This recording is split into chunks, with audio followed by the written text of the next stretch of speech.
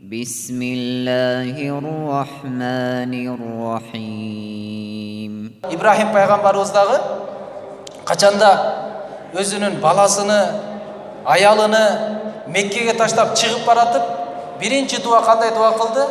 Rabbi ceal hadal balada aminen. O Rabbim bul şardı, bul cerdi tınçtık cer kılgın. Anan rızkı bergin dep rızkıga keyin dua kıldı. Birinci tınçtıkты Allah'tan tiledi. Бұл tınçtık Allah'tan siz menen bizge bergen öte çoğun nimetı da. İmam Razi rahimahullah özünün tafsirinde жазат, bir alımdan surap kaldı. Tınçtık жақшыбы же rızkının mol bolğonu жақшыбы? Dese al cevap verdi, albatta tınçtık жақшы. Emne üçün dese sebebi de, eğer de kaysı bir koydun aldına anın rızkısını alıp gelip koysan, çöp çarını, bardıq nesesini koydun aldına alıp gelip koyduk, densoluktu koy. Anın bet mаңдайында болsa karışkırdı alıp keltirip karışkırdı baylap koyduk.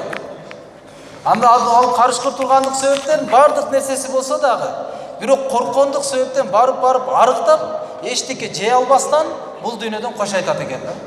Ошондой эле урматтуу тууган, Аллах сактасын.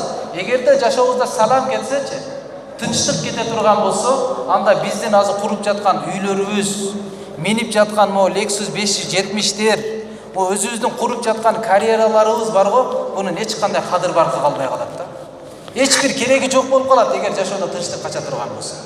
Ошон үчүн Ибрахим пайгамбар дагы биринчи дуа кылгандыгы, о Раббим, бул шаарды тынчтык шаары кылчы деди да.